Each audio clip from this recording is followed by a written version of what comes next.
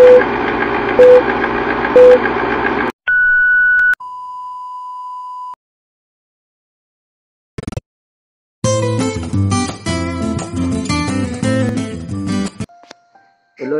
maayong gabi. Welcome sa itong channel, God's Mission TV. Gusto ko mo share mga kaigsunan. Gusto ko mag-istorya nimo karon. This is just a very short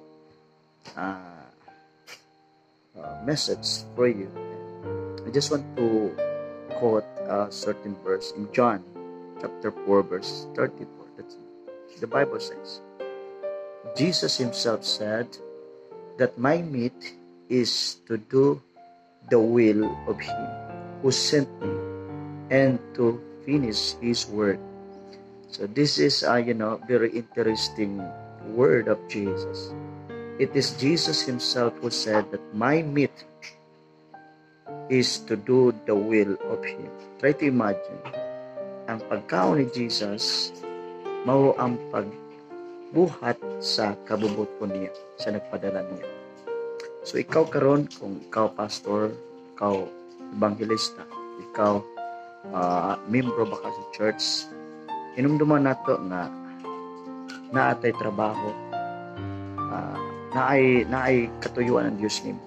In other words, naay purpose ni Lord nimo, and that is the will of God. Unsa ang purpose ni Lord nimo? But aside nga ang pinaka basic, ang pinaka rason yun sa katuyuan sa Ginoo nato is mao ang proklamar sa pagkamaayo sa Ginoo, sa kaluwasan, sa gibuhat sa Ginoo, sa iyang grasya. Mao ang kining gitawag Great Commission. So that's the the perfect will of God kanato nga to preach the gospel to every creature. So mao ni atong food. So natin pagkaon physically. But if you think that the will of God is to preach the gospel and make it as your meat also, as your food. So kung ang tao gutomon mo kaon yun. So ang tao kinaiyan na nato na nga mukaon yun, labi na gutomon ta. So that's the way we should live, being hunger all the time in doing the will of God, because that is your food, that's your meat, is to do the will of him who sent you or who called you. Kasi man nagtawag natin ang Diyos. So the will of God for you is to share the gospel. Siguro di man lisod mag-share, no? Sa gugma sa Ginoo. So meaning, but pasabot panahon na nato nga dili magpakahilom.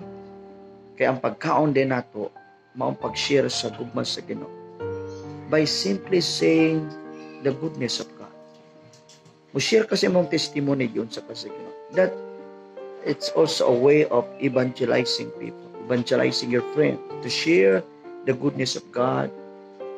So of course, kinanglan ka na kay word, na kay pulong, na kay na-memorize sa mga pulong sa Ginoo aron nga naa kay masulti.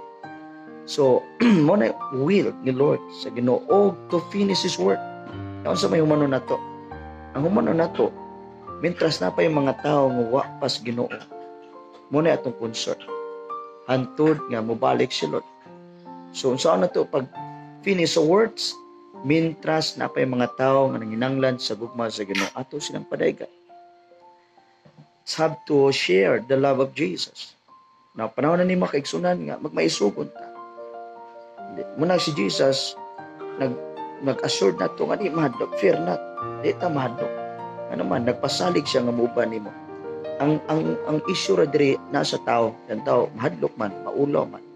Apan kung i-consider nimo nga ang pagkaon nimo mao pag-obey sa Ginoo, na di ka ngay mahadlok.